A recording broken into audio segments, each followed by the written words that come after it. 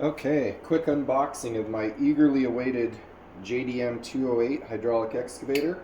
I ordered it from Toucan Hobby and I paid just slightly more to get it from the US warehouse. That way it would get here a little bit quicker, and with all the uncertainty right now surrounding customs and duties and shipping time, I thought I'd pay, I think it was about $40 extra to get it from the US warehouse, so it seemed well worth it. I ordered it last Sunday and it's here in Nebraska on Tuesday, so about 8 days to get here.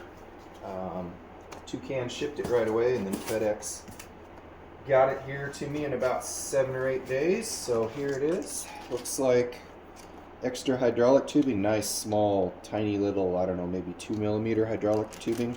Looks like some O-rings to rebuild most of the cylinders, screws probably for the tops of the cylinders, tiny little M2 bolts, a couple of extra metal track links, so that'll be nice should one ever break. Big LiPo, I think it's a 3S5000, yep, 3S5000. Of course the regular Chinese empty bottle that you can put oil with. Like most of these, it doesn't come with any oil, that's probably for shipping purposes. Looks like some nice stickers on a clear backing, so I think it most closely resembles the 920, but it looks like there's stickers here for the 914 and 918 as well, so I'll look the real ones up online and see which one this most closely resembles, and I'll pick the appropriate stickers. What else have we got here? A little charger for the LiPo. Probably won't end up using that at all. I've got a bigger real charger, if you will, but very nicely packed in some great high density foam here. It's really well protected. That makes me happy. I've actually got my eye on a couple of other JDM items. This is my first one, and I wanted to see how it's packed, and so far it seems to be packed really well.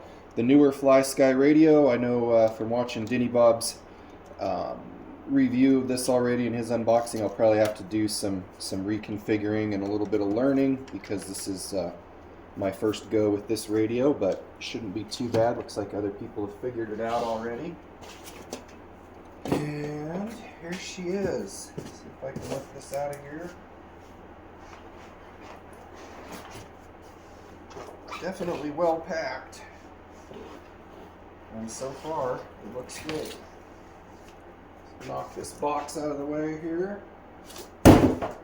Set her down for a first look. A little bit dusty from the black foam, but so far it looks great.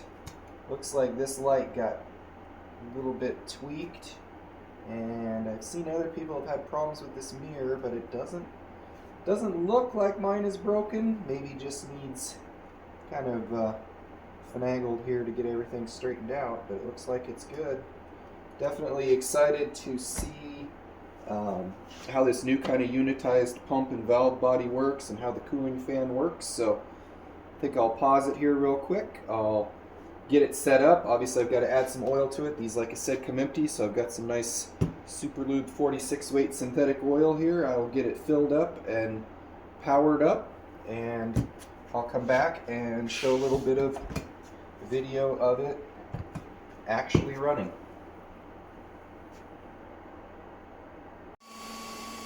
Okay, so I got it out of the box, got it filled with oil. That was a little bit trickier than I thought. You definitely have to use their bottle, and the little extension tube they give you. The filler is in a really tricky spot up underneath this door, right on top of the reservoir, and it's just a little bit tricky to get to. Not a huge deal, but thankfully it's pretty much a one-time deal unless you're doing maintenance on it and draining the oil. But it took right at 125, 130 cc's of the oil, so that gives you an idea of its capacity. It's got a really nifty sight gauge on the side of that reservoir that's all part of this unitized pump and valve block, and it's just a really slick, or I should say unitized reservoir and pump block, and it's a really slick setup with a little clear acrylic or Lexan sight glass so you can see exactly where you've got it filled to. I've spent just about 5 minutes driving it around. I am by no means an excavator operator. I've never ran a real one in my life, so I can't tell you if these controls are, right or wrong, or if they're Case or John Deere or Cat or ISO or any of those things. Others are much better qualified to comment on that than me. I have to learn the controls as is, so I'll probably do some looking and maybe see what cat control should be and set this to that, since those are kind of the most common excavator in the world. The sound works well. I'll turn that on here. Sound seems to function quite nicely. The whole thing is really a work of art. As I look it over, there's like 2 tiny little scratches on it, super small. It's just a work of art. Everything is tight. There's no leaks. There don't seem to be any problems. It drives smoothly. It'll drive nice and slow. It'll drive faster if you want it to. The slew works great. You can go nice and slow, or you can speed it up. Really slick lights here. This counterweight system in the back, super impressive. The way that it works. It's actually on some linear guide rods, and as you slide it out, of course it disconnects the lights through these little magnetic pogo pins, which are one of my favorite things. They're just really slick. But these are actually little ball bearing linear rails that slide on these guide shafts, and so the whole thing just slides in slicker than anything. Just super impressed with how that fits. The lights turn themselves back on, obviously, when you re-engage it. The door is really neat. Inside the screen, I think everybody knows, but the only telemetry hooked up to this is the battery voltage. It doesn't actually have a sensor for temperature. It doesn't have a sensor for pressure. That's something the screen is capable of, but the machine itself doesn't have it. Door is really neat. As others have shown, the latch actually works. It's even got a little neat detail here. The catch. Power buttons in here. One button to turn everything on and off. Obviously you can hear the cooling fan screaming away. It's got a nice cooling fan that should keep things nice and cool. I'll turn the pump on here. So as is, the pump is on your VRB variable potentiometer on the remote. I'm definitely going to set up some mixes of as others have done, so I kind of have the hydraulics on demand so that the pump will only be running when I'm actually actuating one of the controls, but that'll take a little bit of figuring out and doing. You can see it's got plenty of power to pick itself up, no problem there. It will go nice and high, and obviously it'll dig down in the ground too, but I don't have it set up to show you that here. Just super impressed. I don't like the bucket that came on it. This bucket is, for lack of a better term, just really boring looking. It'll probably be fine for making nice smooth features in the dirt, but I just don't like it. It doesn't have any teeth on it. I know they make an upgraded bucket, so I'm going to seek that out. Maybe get a hold of Michael over at Toucan. He's the guy I talk to generally, and see what it will take to get the other bucket or the quick attach in the other bucket. But so far, just couldn't be more impressed. It's really just a little piece of jewelry and a piece of mechanical art. Everywhere I look, the features are just amazing. Tiny little hex bolts and tiny little nipples and really small scale looking hydraulic hose. Lights are all bright. Everything works. No leaks. All the functions worked right out of the box.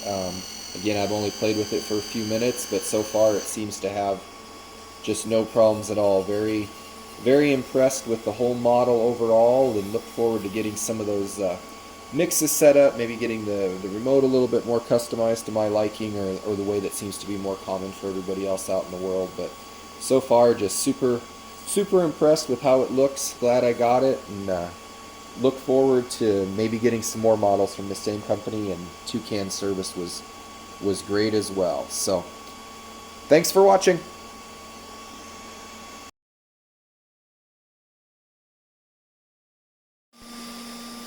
Okay, so I did a little messing with the radio, a little research on the internet, and I found out that the radio did in fact have all of the mixes in it to allow the hydraulics to run on demand, and it's controlled by switch A, which is the upper left 2-position switch on this ST8 radio. But for whatever reason, my mixes wouldn't work unless I was manipulating at least 2 controls at one time. So if I tried, for example, to move just the boom or just the stick, it wouldn't work. But then if I'd add in bucket curl, or if I'd add in a second control, then it would enable the pump and it would work. I was able to go into the mixes, and I ended up having to on the very first mix, I ended up having to take the offset from 0% to 100%, and now I have pump on demand for all 3 of my hydraulic functions, and they're all variable. They ramp the pump up and down, and everything works right. So I can't really explain why that fixed it, but fortunately I happened upon it and got that fixed. Now in the process, I have somehow made it so that my sound doesn't turn on anymore, so I'm going to have to do some more looking and figure that out. I know other people have had to completely reset their radios and start over because there seems to be some factory firmware loaded in here that kind of masks some of the conventional or normal functions of the radio, and I may end up having to do that myself after making careful notes of what's what and what's on which channel and what controls what. I may have to kind of recreate that from scratch after resetting the radio, but I'll play with it a few more days before I go to that extreme, let some of the newness wear off, and then worry about trying to customize it. So again, I said earlier, I'm not an operator. Don't laugh at me. I'm not very good at running this, but I did have this little diorama set up for a much smaller 1/87th scale RC rope shovel that I'm working on, but it's got some nice crushed cork here that I can move around. Certainly not much resistance or weight to it, but it's 10 degrees right now in Nebraska, so I'm definitely not going outside anytime soon. I just thought I'd give you a little snippet of it operating here. And again, don't hold it against the machine that I'm not good at running it, because certainly I'm not.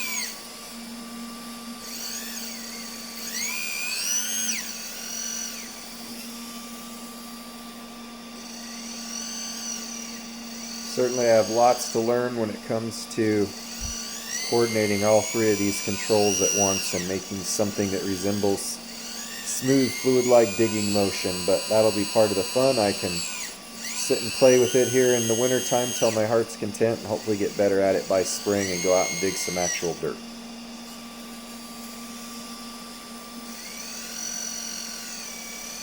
I also did notice one thing as I was playing with it a little bit more. I noticed that there was an odd kind of bracket sticking off of the side of the cab, and it seemed unusual because it was just a stud that stuck out. And so I dug around in the box and found out that in shipping, the driver's side, if you will, operator mirror was actually broken off and was in the box. So that was one tiny little thing that was broken. Not a big deal. I can just glue it back together or fix that somehow. It's not the end of the world, but I did want to mention that one small thing got broken. Given the distance that this traveled, not only on a ship to get from China to the US, but then it had to travel from California to the middle of the country here via FedEx in the middle of winter on a cold truck. I think all in all, pretty happy that I just have to glue one little thing back on. Well, that's it for now. Once again, super happy with this. No buyer's remorse at all. I think it's a wonderful little model. Not sure how they can make it for this price. I really don't. I don't think I could buy the components to even begin to try to do the work to build one of these. I've built lots of smaller 1/87th scale RC models because nothing's available in that scale, and I kind of know the amount of work that goes into something like this. And overall, for what I paid, $1,600 delivered to my door. All it needed was a $10 bottle of oil and 4 AA batteries, and it's ready to go. Super happy, super impressed, looking forward to playing with it. Thanks for watching.